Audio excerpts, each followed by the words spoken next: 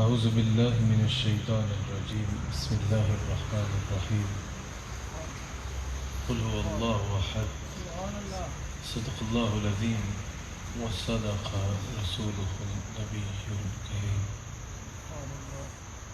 سچا ہمارا مالک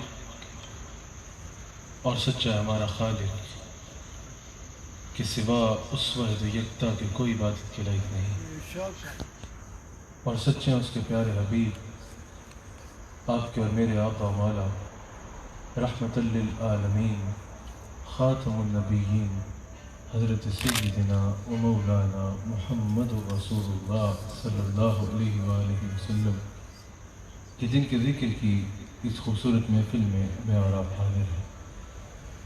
الحمدللہ حضور علیہ السلام کے ذکر کی خوبصورت محفل ہے۔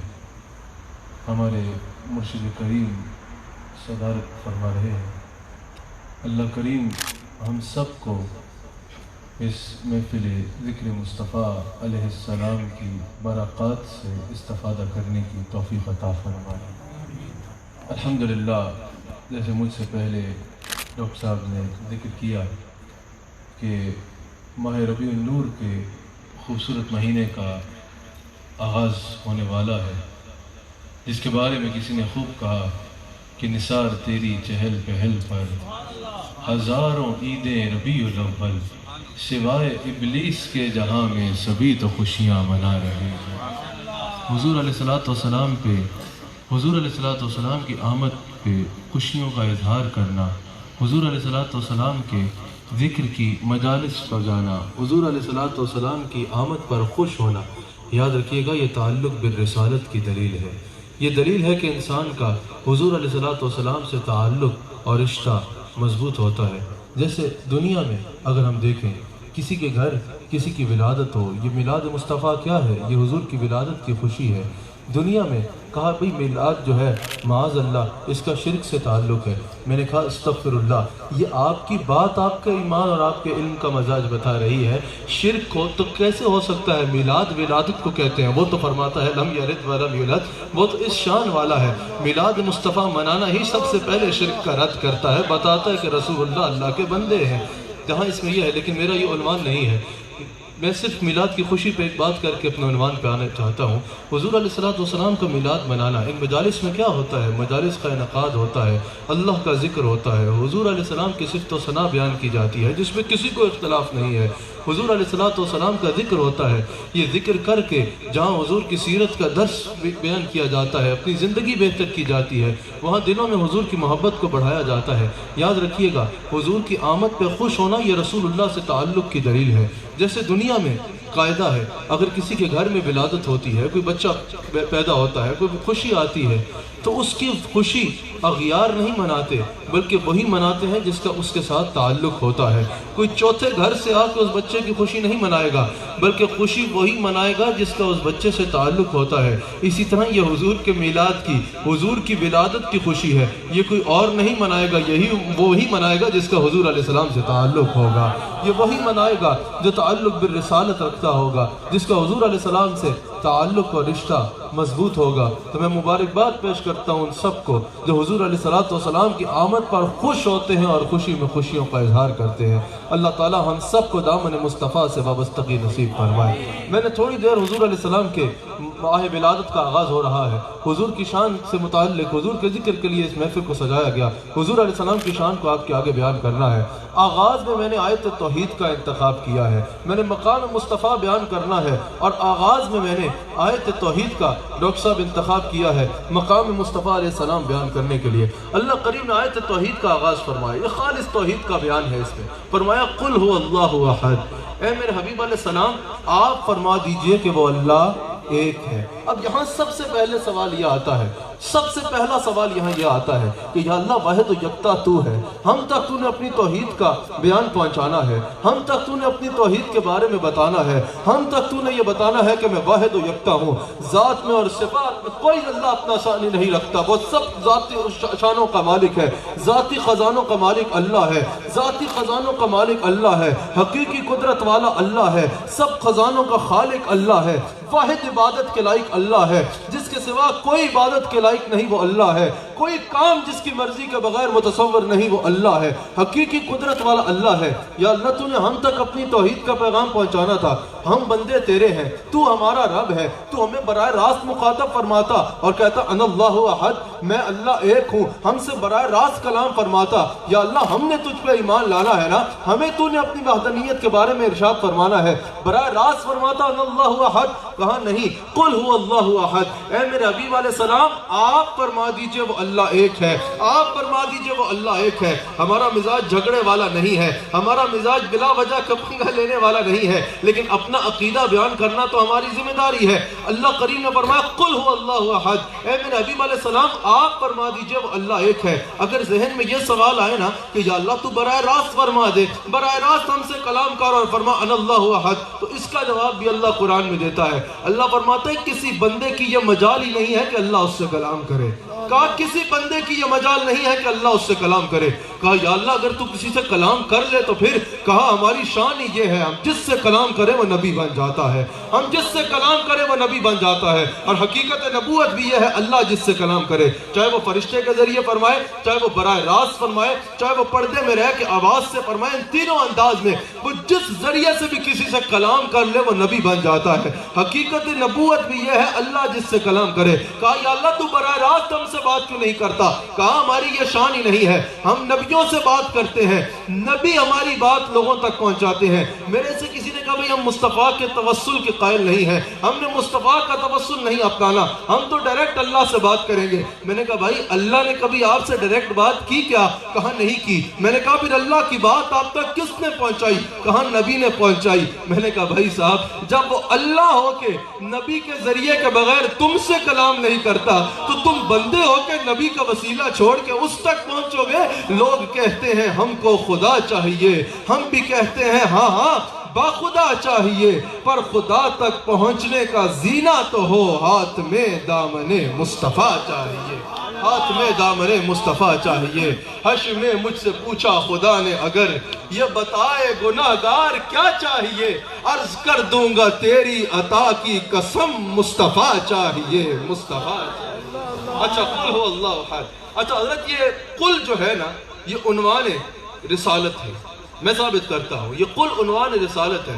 اس کی وجہ رسالت ایک پروسیس کا نام ہے، اللہ رسول سے کلام کرتا ہے، رسول اس کلام کو لوگوں تک پہنچاتا ہے، اس پروسیس کو رسالت کہا جاتا ہے۔ اب یہ قل ہو اللہ احد، یہ قل میں اللہ فرما رہے اے میرے حبیب علیہ السلام آپ فرما دیجئے کہ وہ اللہ ایک ہے۔ اللہ تعالیٰ نے آیت توحید میں عنوان توحید سے پہلے عنوان رسالت کا ذکر فرما کے یہ واضح فرما دیا کہ یاد رکھنا کوئی ہمیں 1000 سجدے بھی کر لے ہم اسی کا عقیدہ توحید قبول کریں گے جس کی بنیاد عقیدہ رسالت ہو۔ جو عقیدہ رسالت کو بائی پاس کر کے عقیدہ توحید پہ آئے گا تو یاد رکھنا عقیدہ توحید اہل کتاب میں نقطہ اشتراک ہے، لیکن اہل ایمان کے لیے صرف نقطہ امتیاز نہیں ہے، اہل ایمان کے لیے نقطہ امتیاز محمد رسول اللہ صلی اللہ علیہ وآلہ وسلم کی ذات ہے۔ اچھا اس کی وجہ کیا ہے کہ اللہ تعالیٰ نے پہلے عنوان رسالت ذکر فرمایا؟ جب بھی کوئی کسی چیز کی بات کرتا ہے نا آپ کے سامنے کسی بھی چیز کا نام لیا جائے تو آپ کا ذہن حواس خمسہ سے سوال کرتا ہے۔ اگر ان حواس خمسہ کے ادراک میں بات آئے تو انسان کے ذہن کو سمجھ آتی ہے، اگر حواس خمسہ جواب دے جائیں تو انسانی سوچ سے اوپر کی بات ہے۔ مثال کے طور پہ اگر آپ سے کوئی بھی سوال کرتا ہے حواس خمسہ، سب سے پہلے آپ کا ذہن پوچھتا ہے آپ کی آنکھ سے کہ کبھی دیکھا، آنکھ بتاتی ہے کہ دیکھا یا نہیں دیکھا۔ پھر ذہن سوال کرتا ہے آپ کی زبان سے کہ کبھی چکھا، زبان بتاتی ہے کبھی چکھا یا نہیں چکھا۔ پھر ہاتھ سے پوچھتا ہے کبھی چھوا، ہاتھ بتاتے ہیں کہ کبھی چھوا یا نہیں چھوا۔ کانوں سے پوچھتا ہے کہ کبھی سنا، کان بتاتے ہیں کبھی سنا یا نہیں سنا، سنا یا نہیں سنا۔ ذہن سے پوچھتا ہے سوچا، ذہن بتاتا ہے کبھی ادراک آیا یا نہیں آیا۔ حواس خمسہ کی بات سمجھ میں ہو تو انسان کی سمجھ میں آتی ہے، اگر حواس خمسہ جواب دے جائیں تو وہ بات انسانی فکر سے ماورا ہوتی ہے۔ اللہ کا نام جب بھی انسان کے آگے آئے نا، آنکھ کہتی ہے دیکھا نہیں، زبان کہتی ہے چکھا نہیں، ہاتھ کہتے ہیں چھوا نہیں، کان کہتے ہیں براہ راست اس کو سنا نہیں۔ یا اللہ تیری توحید پہ ایمان لانا ہے، کیا دیکھ کے ایمان لائے؟ دلیل کیا ہے؟ اللہ نے کہا سب سے پہلی دلیل تو ہم نے عقیدہ توحید سے پہلے عنوان رسالت میں بیان کی ہے. کہا کل یہ جو کہہ رہا ہے لا اس کو دیکھو جس کا بلدہ ایسا ہے وہ خود کیسا ہے. وہ ضیاء نور قدیم ہے، وہ دلیل رب کریم ہے، وہ جہاں بھی جلوہ نما ہوئے تو نمایاں شان خدا ہوئی. اب رسول اللہ پہ ایمان رکھنا ہے. اچھا اللہ نے یہ فیصلہ ہم پہ نہیں چھوڑا کہ رسول اللہ پہ ایمان رکھنا ہے تو کیسا ایمان رکھو. کسی کو جتنا سمجھ آئے وہ اتنا ایمان رکھ لے. کوئی چاہے تو مخبر جتنا ایمان رکھ لے، کوئی چاہے تو قاصد جتنا ایمان رکھ لے، کوئی چاہے تو جتنی سمجھ آئے اتنا ایمان رکھ لے. اللہ نے کہا نہیں، حبیب میرا ہے تو جیسا ایمان رکھنا ہے وہ معیار بھی میں بیان فرماؤں گا. سورہ بقرہ کی آیت نمبر 137 میں اللہ کریم ارشاد فرماتا ہے حضور علیہ السلام کے صحابہ کو مخاطب فرما کے، اے میرے حبیب علیہ السلام کے صحابہ، اگر وہ ایمان لائیں میرے حبیب علیہ السلام پہ اس طرح جس طرح اے صحابہ تم ایمان لائے تب ان کا شمار ہدایت یافتہ لوگوں میں ہوگا. اللہ نے صحابہ کو قرآن میں ایمان کا معیار بنا دیا، معیار بنا دیا. اگر دیکھنا ہو کوئی صاحب ایمان ہے یا نہیں، دیکھو اس کا عقیدہ صحابہ کے عقیدے کی طرح ہے یا نہیں ہے. اگر صحابہ کے عقیدے کی طرح عقیدہ ہوا تو ہدایت یافتہ لوگوں میں شامل ہوگا. اللہ نے واضح فرما دیا رسول اللہ پہ ایمان رکھنا ہے تو ایسا رکھو جیسے صحابہ نے رکھا، پھر تم ہدایت یافتہ لوگوں میں شامل ہوگے. حضور علیہ السلام نے فرمایا، حضور کی حدیث ہے، ترمذی میں حدیث موجود ہے، بنی اسرائیل میں 72 فرقے ہوئے، میری امت میں 73 ہوں گے لیکن ایک جماعت ملتن واحد. اچھا آج کل یہ ہو گیا کہ بھئی دیوبندی کہتے ہیں فلاں حدیث نہیں جائیں گے، بریلوی کہے گا دیوبندی نہیں جائیں گے. یہ بڑا مسئلہ ہو گیا ہے. ہر کوئی ایک دوسرے کا نام لے لے کے کہہ رہا ہے بھئی وہ فرقہ ہے ہم جنت میں جائیں گے، وہ فرقہ ہے ہم جنت میں جائیں گے، وہ فرقہ ہے ہم جنت میں جائیں گے. یہاں فرقہ واریت کی جنگ نہ چھڑو، یہاں ملتن واحدہ کے الفاظ ہیں، ان میں سے ایک ملت جنت میں جائے گی. اور وہ ملت کیا ہوگی؟ اس سے نام سے مقصد نہیں ہوگا، اس کے عقیدے سے مقصد ہوگا. مطلب عقیدہ ہے. اب عقیدہ کیا ہے؟ حضور علیہ السلام نے فرمایا 72 ہوئے بنی اسرائیل میں فرقے، 73 ہوں گے میری امت میں، لیکن ایک ملت، ایک ملت، ایک جماعت جنت میں جائے گی. صحابہ نے عرض کی یا رسول اللہ وہ کون سی جماعت ہوگی؟ حضور نے فرمایا جو میرے اور میرے صحابہ کے طریقے سے وہ جماعت جنت میں جائے گی، یعنی جن کا عقیدہ صحابہ کے عقیدے کے مطابق ہوگا، جو صحابہ کے طریق پہ چلیں گے، جو صحابہ کے عقیدے کے مطابق ہوں گے. تو کہانی بہت آسان ہو گئی، بات مشکل رہی ہی نہیں. اللہ نے قرآن میں واضح فرما دیا ہدایت یافتہ وہ ہے جس کا عقیدہ صحابہ کے عقیدے کے مطابق ہے. رسول اللہ نے ترمذی میں حدیث موجود ہے واضح فرما دیا حقیقی جنتی جماعت وہ ہوگی جس کے عقیدے صحابہ کے عقیدے کے مطابق ہیں. اب بہت آسان ہو گیا. اب رسول اللہ کے اوپر کیسا عقیدہ رکھنا ہے دیکھنا ہوگا کہ صحابہ کا عقیدہ کیا تھا. اب صحابہ کا رسول اللہ پہ کیسا عقیدہ تھا؟ کیا صحابہ رسول اللہ کو صرف اتنا مانتے تھے کہ بس بھئی ہماری طرح کے ہیں، بس پیغام دیا پیغام کی حد تک رہو، جو پیغام سنایا وہ ہم نے سن لیا، اتنا ہی عمل کرنا ہے، اس سے آگے کچھ نہیں؟ نہیں، یہ بخاری میں موجود ہے، بخاری میں موجود ہے. الحمدللہ ہم جو بات کرتے ہیں قرآن و حدیث کے مطابق کرتے ہیں. حضور علیہ السلام مینا میں رونق افروز ہے. اگر یہ کہا جائے نا کہ صرف جو پیغام آیا وہی معتبر ہے، باقی رسول اللہ تو ہماری طرح ہے، خود ان کے پاس کوئی اختیار ہی نہیں. بخاری میں موجود ہے حضور علیہ السلام جلوہ گر ہیں، مینا میں جلوہ گر ہیں، خطبہ ارشاد فرما رہے ہیں اور پوچھتے ہیں میرے صحابہ آج کون سا دن ہے؟ سب کو پتا ہے کہ یوم العرفہ ہے، عرفہ جو موجود ہے، سب کو پتا ہے کہ یوم النحر ہے، سب کو پتا ہے کہ یوم النحر ہے، مینا میں موجود ہے. سب صحابہ نے یک زبان ہو کے کہا یا رسول اللہ ہمیں نہیں پتا کون سا دن ہے، آپ جانتے ہیں. یہ بخاری میں موجود ہے. حضور علیہ السلام نے فرمایا یہ کون سا مہینہ ہے؟ سب کو پتا ہے کہ حج رمضان میں نہیں کیا جاتا، دور دور سے حج کرنے آئے ہیں ذی الحج میں. حضور نے فرمایا یہ کون سا مہینہ ہے؟ کہا یا رسول اللہ ہمیں نہیں پتا کون سا مہینہ ہے، آپ جانتے ہیں. حضور نے فرمایا یہ کون سا شہر ہے؟ دور دور سے مکہ میں آئے ہیں حج کرنے کے لیے. سب کو پتا ہے کہ حج یمن میں نہیں کیا جاتا، سب کو پتا ہے کہ حج جو ہے وہ ہند میں نہیں کیا جاتا، حج ایران میں نہیں کیا جاتا. سب کو پتا ہے کہ حج مکہ میں ہوتا ہے، دور دور سے سفر کر کے مکہ آئے ہیں حج کی خاطر. حضور فرما رہے ہیں یہ کون سا شہر ہے؟ یا رسول اللہ ہمیں نہیں پتا، یہ بخاری میں موجود ہے. یا رسول اللہ ہمیں نہیں پتا کون سا شہر ہے، آپ جانتے ہیں، بخاری میں موجود ہے. بعد میں کسی نے صحابہ سے پوچھا تم عجیب لوگ ہو، تمہیں نہیں پتا تھا کون سا شہر ہے؟ قرآن نے اس کو مکہ کہا ہے، تمہیں نہیں پتا تھا کہ کون سا مہینہ ہے؟ महीनों की तरतीब वाज़ेह फरमाई गई है शरीयत में। तुम्हें नहीं पता था कि ये कौन सी जगह है। शरीयत ने मिना को इस मकाम को कहा है जहां आके हज करना है। फिर कहा पता नहीं है तुम्हें, इतनी दूर दूर से सफर करके यहाँ आए हो। साहबा ने कहा अल्लाह की कसम हमें पता था।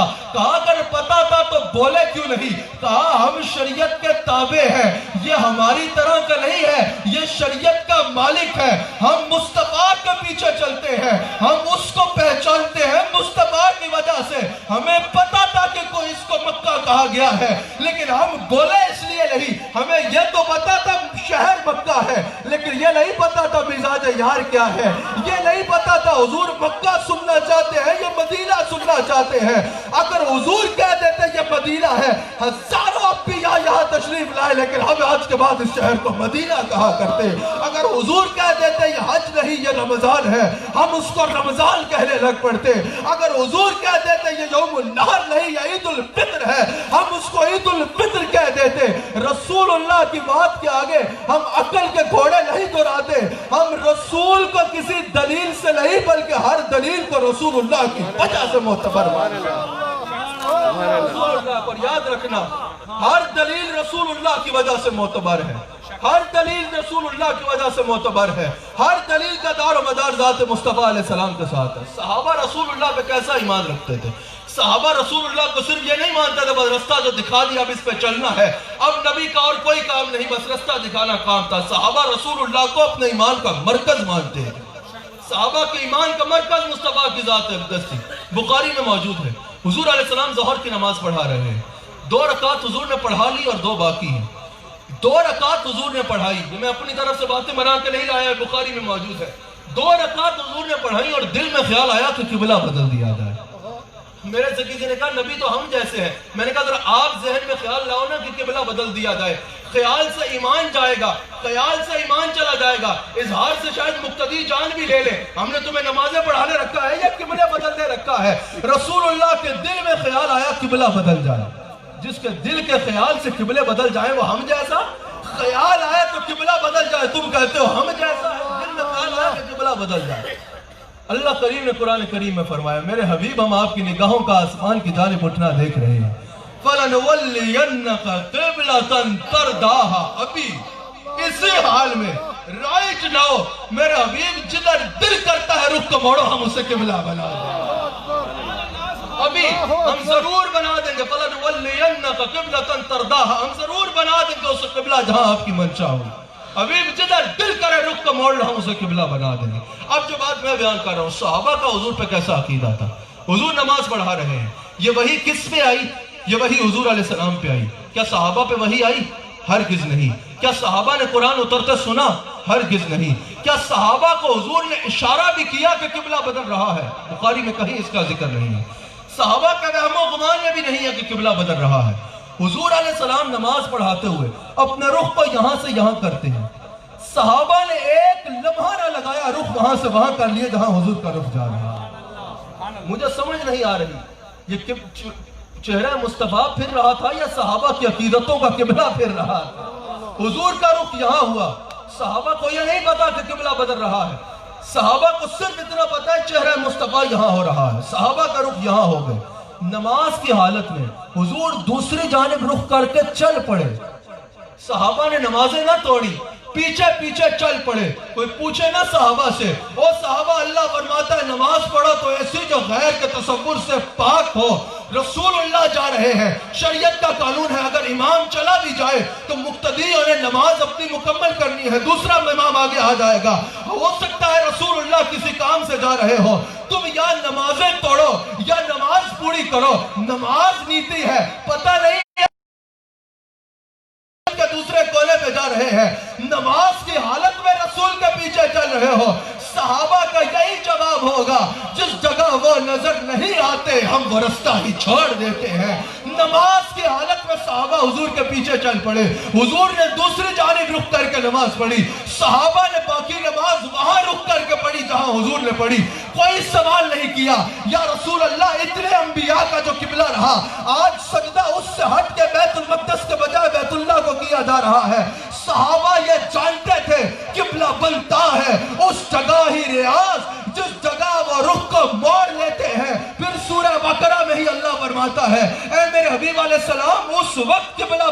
کا مقصد یہ تھا ہم دیکھیں کون رسول کی اطاعت کرتا ہے اور کون الٹے قدم پھر جاتا ہے. ہر صحابی نے ثابت کیا ہماری عبادت کا مرکز کعبہ صحیح لیکن ایمان کا مرکز سیدہ فاطمہ کا بابا. ایمان کا مرکز حضور علیہ السلام کی ذات اقدس ہے. صحابہ نے ثابت کیا کہ ہمارے ایمان کا مرکز و محور حضور علیہ السلام کی ذات اقدس ہے. اور حضور سے جب عقیدت کا اظہار ہونا تو کھل کے کیا کرو. میں نے کہا کہ الحمدللہ ہمارے گھنٹوں کے خطابات موجود ہیں. حضور علیہ السلام کی مجلس سجانا اس کا کیا فضائل ہے. صحابہ خود حضور علیہ السلام کی مجلس سجائے بیٹھے ہیں. حضور کے ملنے پہ اللہ کو شکر کر رہے ہیں. حضور مجلس میں آ جاتے ہیں, مسجد نبی میں تشریف لا کے فرماتے ہیں صحابہ تم یہاں جمع ہو کے کیا کر رہے ہو. صحابہ نے عرض کی یا رسول اللہ آپ کی تعریف کر رہے ہیں, آپ کے ملنے پہ اللہ کا شکر کر رہے ہیں. حضور نے فرمایا اگر تم یہ کر رہے ہو, یہاں تم میرا ذکر کر رہے ہو, وہاں اللہ فرشتوں میں تم پہ فخر فرما رہا ہے. مجلس حضور علیہ السلام کے ذکر کی مجلس سجانا اس میں کس کو اختلاف ہے, اس میں کسی کو اختلاف نہیں. لیکن ایک بات یاد رکھیے گا, میلاد مصطفیٰ میں بڑھ چڑھ کے خوشی منایا کرو. اب خوشی بنانی ہے نا, گھر میں شادی ہو تو کوئی نہیں ڈھونڈتا کہ لڑی لگانا جائز ہے یا نہیں جائز. گھر میں شادی ہو تو کسی کو تکلیف نہیں ہوتی کہ دیکھ پکانا جائز ہے یا نہیں جائز. گھر میں خوشی ہو تو کسی کو نظر نہیں آتا کہ یہ پیسے جس سے میلاد بنا رہے ہو یا شادی کر رہے ہو یہ غریبوں کو دے دو. اور بھائی رسول اللہ کے میلاد کی خوشی آئے اسی وقت تمہیں حوالے چاہیے ہوتے ہیں. ہم ہر حوالہ دیں گے الحمدللہ, ہمارے پاس ہر حوالہ موجود ہے. لیکن سنو میری بھی ایک بات سن لو, آپ ہم سے سوال کرتے ہو, ہم بھی تو آپ سے سوال کر سکتے ہیں نا. بخاری میں موجود ہے عروہ بن مسعود کو کفار مکہ نے اپنا امبیسڈر بنا کے حضور کے پاس بھیجا. یہ بھی بخاری میں موجود ہے. حضور علیہ السلام کے پاس عروہ بن مسعود آیا, منظر دیکھا واپس جاتا ہے. اسلام اس وقت قبول نہیں کیا, جا کے حضور علیہ السلام کے دشمنوں کو جمع کرتا ہے اور کہتا ہے سن لو تم رسول اللہ کا مقابلہ نہیں کر سکتے. انہوں نے کہا کیا بہت بڑی فوج دیکھ آئے ہو. کہا نہیں وہ شاید تمہاری زیادہ ہو. بہت زیادہ ہتھیار اور جنگی سامان دیکھ آئے ہو. کہا نہیں وہ بھی شاید تمہارے پاس زیادہ ہو. کہا بہت سارے تیر انداز دیکھ آئے ہو. کہا نہیں وہ بھی شاید تمہارے پاس زیادہ ہے. کہا پھر ایسا کیا دیکھ کے آئے ہو کہ ہمیں کہہ رہے ہو کہ ہم ان سے لڑ نہیں سکتے. آئے ہیں عروہ بن مسعود نے کہا خدا کی قسم, یہ ایک ایک لفظ بخاری میں موجود ہے.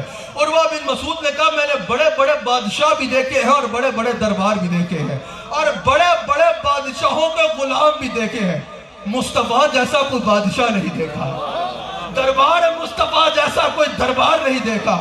اور خدا کی قسم جو رسول اللہ کے غلام اپنے آقا سے محبت کرتے ہیں ایسے غلام کسی کے پاس نہیں. بخاری میں موجود ہے. انہوں نے پوچھا عروہ بن مسعود ایسا کیا دیکھ کے آئے ہو. اب یہ بخاری میں موجود ہے. ہم نے دین کسی کی چاہت کے مطابق بیان نہیں کرنا, جو موجود ہے جو پڑھا ہے وہ بیان کرنا ہے. بخاری میں موجود ہے. عروہ بن مسعود نے کہا, یہ بخاری میں پھر سن لو, بخاری میں موجود ہے. عروہ بن مسعود نے کہا میں نے دیکھا رسول اللہ نے لعاب دہن پھینکنے کا ارادہ کیا, اپنا تھوک مبارک لعاب دہن پھینکنے کا ارادہ کیا. زمین حسرت بھری نگاہوں سے دیکھتی رہ گئی, کاش یہ گوہر مجھے نصیب ہو. صحابہ نے زمین پہ نہ گرنے دیا بلکہ لے کے اپنے چہروں پہ مل لیا. پھر بخاری میں موجود ہے. ہاں میں نے اور یہ دیکھا حضور نے وضو کیا, زمین دیکھتی رہ گئی کہ کاش یہ ایک کچیٹا مجھ پہ گر جائے, کاش یہ کس مبارک پانی کا ایک قطرہ مجھ پہ گر جائے. جن کے طلبوں کا دھوبل ہے آب حیات ہے وہ جان مسیحا ہمارا ہے, کاش یہ ایک قطرہ مجھ پہ گر جائے. عروہ بن مسعود کہتا ہے ایک قطرہ بھی زمین پہ نہیں گرا. صحابہ ایسے لپک رہے تھے حضور کے وضو کے پانی پہ جیسے کوئی خزانے لٹائے جا رہے ہیں. کوئی لے کے پی رہا ہے, کوئی لے کے چہرے پہ مل رہا ہے, کوئی لے کے سینے پہ مل رہا ہے. عروہ بن مسعود نے کہا جس کو پانی نصیب نہیں ہوا نا وہ اس صحابی کے ہاتھ سے ہاتھ مس کر رہا ہے جس کو حضور کا تھوک یا پانی نصیب ہوا ہے. پھر میں نے دیکھا ہلاک حضور کے منہ مبارک کاٹ رہا ہے. ام ایمن نے کیا پیا وہ بہت آگے کی بات ہے, وہ میں یہاں نہیں کروں گا. امام حاکم کا حالانکہ میرے پاس حوالے موجود ہے. حضور کا بال کاٹ رہا ہے, ہلاک حضور کے منہ مبارک کاٹ رہا ہے. عروہ بن مسعود نے کہا میں دیکھ رہا ہوں کوئی صحابی لے کے دستار میں سی رہا ہے, کوئی سینے پہ مل رہا ہے, کوئی وصیت کر رہا ہے میں مر جاؤں تو قبر میں مصطفیٰ کے بال میرے ساتھ دفنا دینا. حدیث یہاں ختم ہوئی. میں سوال کرنا چاہتا ہوں, حضور کے ذکر کی مجلس سجانے میں تو کوئی اختلاف نہیں ہے نا, لیکن اگر کوئی ذرا سی لڑیاں لگا لے تو بھئی یہ لڑی لگانا قرآن میں کہاں لکھا ہے. کوئی ذرا سا جلسہ بڑا کر لے کرسیاں لگا لے, بھئی یہ کرسیاں لگانا قرآن میں کہاں لکھا ہے. میلاد میں کوئی گھر پہ جھنڈا لگا لے، بھئی یہ جھنڈا لگانا قرآن میں کہاں لکھا ہے؟ کوئی میلاد کا جلوس نکال لے، بھئی یہ جلوس نکالنا قرآن میں کہاں لکھا ہے؟ کوئی حضور سے عقیدت کریے، نقش نالین گھر کے باہر لگا لے، بھئی یہ نقش نالین لگانا گھر کے باہر یہ قرآن میں کہاں لکھا ہے؟ میں نے کہا ہم سے تو پوچھ رہے ہو، ہم تو اپنے عقیدے ثابت کریں گے، لیکن ذرا صحابہ سے پوچھو نا، حضور کا تھوک چاٹ رہے ہو، قرآن میں کہاں لکھا ہے کہ حضور کا تھوک چاٹو؟ حضور کا وضو کا پانی پی رہے ہو، بخاری میں موجود ہے کہ صحابہ نے وضو کا پانی پیا، قرآن میں کس آیت میں لکھا تھا کہ صحابہ حضور کے وضو کا پانی پیو؟ یا بخاری کی حدیث کا انکار کرو یا پھر اپنے عقیدے کی وضاحت پیش کرو۔ اور صحابہ حضور کے منہ مبارک اپنی دستاروں میں رکھ رہے ہیں، ذرا صحابہ سے پوچھو نا کہ رسول اللہ کے بال اپنی دستاروں میں سیو، قرآن کی کس آیت میں لکھا ہے کہ ایسا کرو؟ حضور نماز میں قبلے سے منہ ہٹائے، صحابہ قبلے سے منہ ہٹا لیتے ہیں، ذرا پوچھو صحابہ قرآن میں کہاں لکھا تھا کہ ایسے کرو؟ قرآن میں تو لکھا تھا غیر کا تصور ہی نہ رکھو، تم یہ کیا کر رہے ہو؟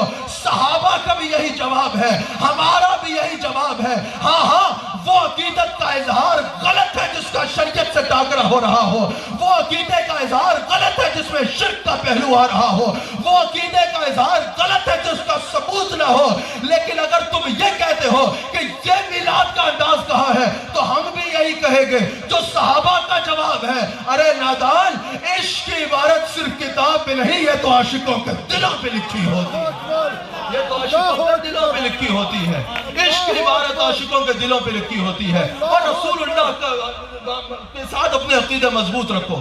کہا بھئی حضور تو ہے نہیں، میں نے کہا اس میں بھی صحابہ کا عقیدہ دیکھ لیتے ہیں، صحابہ کا کیا عقیدہ تھا؟ تفسیر کبیر میں بھی موجود ہے، کئی تفاسیر میں موجود ہے کہ جب حضور علیہ السلام کے صحابی حضرت سیدنا صدیق اکبر رضی اللہ تعالیٰ عنہ، ان کا وقت آخر آیا نا تو صدیق اکبر نے وصیت کی کہ جب میں مر جاؤں نا تو میری میت کو اٹھانا اور دروازہ مصطفیٰ پہ رکھ دینا۔ امام فخر الدین رازی نے تفسیر کا ذکر کیا ہے، کہا جب میں مر جاؤں تو میری میت کو اٹھا کے رسول اللہ کے دروازے پہ رکھ دینا اور رسول اللہ سے پوچھنا یا رسول اللہ غلام حاضر ہے، کیا حکم ہے؟ میں نے 5 سے 7 منٹ میں کیونکہ بات کو سمیٹنا ہے، آپ کی توجہ درکار ہے۔ یا رسول اللہ غلام حاضر ہے، کیا حکم ہے؟ صدیق اکبر کا وصال ہو گیا۔ اب اگر صدیق اکبر کی بھی یہ بات صرف جذبات میں بنی ہوتی تو صحابہ یہ عمل نہ کرتے، لیکن صحابہ نے عمل کیا۔ ان کا جنازہ اٹھانے والے کون تھے؟ حضرت عمر فاروق تھے، حضرت عثمان غنی تھے، مولا کائنات زوج بطول حضرت علی رضی اللہ تعالیٰ عنہ تھے۔ دروازہ مصطفیٰ پہ میت کو رکھا، کہا یا رسول اللہ غلام حاضر ہے، کیا حکم ہے؟ امام فخر الدین رازی نے بھی لکھا، صحابہ کہتے ہیں ہم نے خود دیکھا حضور کی قبر انور سے آواز آتی ہے کہ میرے غلام کو میرے قدموں میں دفن کر دیا جائے، حبیب کو حبیب سے ملا دیا جائے۔ ابن ماجہ میں بھی حدیث موجود ہے، حضور علیہ السلام نے فرمایا کہ مجھ سے کوئی بھی درود پڑھے، کہیں سے بھی درود پڑھے، میں سنتا ہوں اور جواب عطا فرماتا ہوں۔ صحابہ نے کہا یا رسول اللہ جب آپ قبر انور میں جلوہ گر ہو جائیں گے تب؟ حضور نے فرمایا اللہ نے زمین پہ حرام کیا ہے کہ انبیاء کے اجسام کو کھائے۔ فَنَبِيُّ اللَّهِ حَيٌّ يُرْزَقُ، اللہ کے نبی زندہ ہیں اور انہیں رزق دیا جاتا ہے۔ کسی نے خواجہ حبیب الرحمن رحمت اللہ علیہ سے پوچھا حضرت پھر شہید میں اور نبی میں کیا فرق ہے؟ شہید کو بھی رزق دیا جاتا ہے، نبی کو بھی رزق دیا جاتا ہے۔ آپ نے تشریح کرتے ہوئے کہا فَنَبِيُّ اللَّهِ حَيٌّ يَرْزُقُ، نبی کو اس لیے دیا جاتا ہے کیونکہ اللہ مُعْطِي وَأَنَا قَاسِمٌ، نبی اس کو کائنات میں تقسیم فرماتا ہے۔ حضرت ابو ایوب انصاری رضی اللہ تعالیٰ عنہ حضور علیہ السلام کے صحابی ہیں، اس میں صحابہ کا کیا عقیدہ ہے؟ حضرت ابو ایوب انصاری رضی اللہ تعالیٰ عنہ حضور علیہ السلام کی قبر انور پہ سر رکھ کے رو رہے ہیں، امام حاکم نے اس کو نقل کیا، اور اپنی فریادیں کر رہے ہیں۔ ایک بہت شرارتی، ہمیں تو ذرا بھی اس کی عقیدت نہ ہے اور نہ اللہ نصیب کرے، جن کو نصیب ہے بس ہم یہی کہتے ہیں جو جس سے محبت کرے وہ اس کے ساتھ ہو۔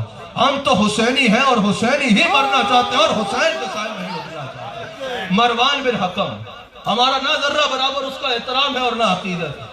مروان بن حکم آتا ہے، ابو ایوب انصاری کو جھنجھوڑتا ہے اور جھنجھوڑ کے کہتا ہے ابو ایوب انصاری یہ کیا بدعت کر رہے ہو، ایک پتھر سے باتیں کر رہے ہو۔ ابو ایوب انصاری نے کہا مروان بن حکم بھاگ جا، میں کسی پتھر سے بات نہیں کر رہا، میرے آقا زندہ ہے، میری فریاد کو سن بھی رہے ہیں اور میری جھولی کو بھر بھی رہے ہیں، جب لعین یزید نے، امیر یزید نہیں، لعین یزید نے، کیا؟ لعین یزید نے مسجد نبی پہ حملہ کیا. اس کو امام سیوطی نے بھی نقل کیا, کئی جگہ حدیث کتب حدیث میں یہ موجود ہے. امام جلال الدین سیوطی نے بھی نقل کیا. جب لعین یزید نے مسجد نبی پہ حملہ کیا, 3 دن اور 3 راتیں مسجد نبی میں اذان و اقامت روک دی. اس لعین نے صرف واقعہ کربلا ہی نہیں, اس کی بدماشیاں کسی سے چھپی ہوئی نہیں ہیں. 3 دن اور 3 راتیں اس یزید کی وجہ سے جب مسجد نبی میں اذان و اقامت رک گئی. حضرت سعید بن مسیب کہتے ہیں ہم سب صحابہ پریشان تھے کہ اب 3 دن اور 3 راتیں یہ جب تک یہ سلسلہ جاری رہا مسجد نبی میں نماز نہیں ہوگی. امام سیوطی نے بھی نقل کیا, امام حاکم نے بھی نقل کیا, دیگر کئی کتب حدیث میں موجود ہے. امام حضرت سیدنا سعید بن مسیب رضی اللہ تعالیٰ عنہ راوی ہیں, وہ کہتے ہیں ہم سمجھتے تھے کہ اب اذان و اقامت رک جائے گی, لیکن وہ تینوں دن حضور کی قبر انور سے اذان کی بھی آواز آتی تھی اور اقامت کی بھی آواز آتی تھی. الحمدللہ ہمارے عقیدے, ہم نے عشق کے نام پہ نئے بازار گرم نہیں کیے. ہمارا ایک عقیدہ قرآن و حدیث سے ثابت ہے. میں نے جو شروع میں توسل کی بات کی نا رسول اللہ کے ذریعے سے, اسی پہ اپنی بات کا اختتام کرتا ہوں. رسول اللہ صلی اللہ علیہ وسلم کا وسیلہ سب سے مضبوط وسیلہ ہے. کعبے کے اللہ کی بارگاہ میں کوئی وسیلہ نہیں ہوگا قیامت کے دن. تو میں نے کہا میزان پہ ایک طرف گناہ رکھ کر دوسری طرف آپ کو بٹھایا جائے گا. کہا نہیں ادھر تو نیکیاں رکھی جائیں گی. میں نے کہا اگر نیکیاں رکھی جائیں گی تو فیصلہ کس پہ ہوگا؟ کہا نیکیوں پہ ہوگا. تو میں نے کہا نیکیاں وسیلہ بنے گی یا نہیں بنے گی؟ ہاں نیکیاں تو وسیلہ بنے گی. تو میں نے کہا اعمال کا توسل ہے نا؟ کہا ہاں پتہ چلا کہ اعمال کا توسل ہوگا. میں نے کہا پھر جھگڑا کس بات کا ہے؟ کہا اعمال کا توسل ہوگا, اشخاص کا توسل نہیں ہوگا. یعنی اعمال وسیلہ بن جائیں گے, شخصیات وسیلہ نہیں بنے گی. میں نے کہا چلو اس کا طویل بحث کو چھوڑو, ایک سوال کرتا ہوں. اگر کوئی کھانا اس ترتیب سے کھائے گا کہ رسول اللہ اس طرح کھاتے تھے, یہ عمل وسیلہ نجات بنے گا؟ کہا بنے گا. میں نے کہا اگر کوئی جوتیاں اس ترتیب سے جھاڑے گا کہ رسول اللہ ایسے جھاڑتے تھے, کیا یہ عمل وسیلہ نجات بنے گا؟ کہا ہاں بنے گا. میں نے کہا اگر کوئی ناخون سنت کے مطابق کاٹے, کیا یہ عمل وسیلہ نجات بنے گا؟ کہا بالکل بنے گا. میں نے کہا عجیب بھائی ہو, عجیب آدمی ہو, خود سوچو جس کی ادائیں وسیلہ بن رہی ہے اس کی ذات کا عالم کیا ہے, اس کی ذات کا عالم کیا ہوگا. حضور علیہ السلام کو وسیلہ. الحمدللہ ایک ہوتا تو اس ایک عنوان پہ میں گھنٹوں اپنے عقیدے کے الحمدللہ ثبوت پیش کر سکتا ہوں. میں نے صرف حاضری لگانی تھی. اللہ تعالیٰ حضور علیہ السلام کا صدقہ اس محفل کو اپنی بارگاہ میں قبول فرمائے. اللہ تعالیٰ حضور علیہ السلام کا صدقہ ہم سب پہ اپنی رحمتوں کا نزول فرمائے. اللہ تعالیٰ حضور علیہ السلام کا صدقہ ہم سب کو حضور علیہ السلام کے معاملے میں عقیدہ مضبوط رکھنے کی توفیق عطا فرمائے. اللہ تعالیٰ ہم سب کو حضور علیہ السلام کا نمک حلال اور وفادار رکھے.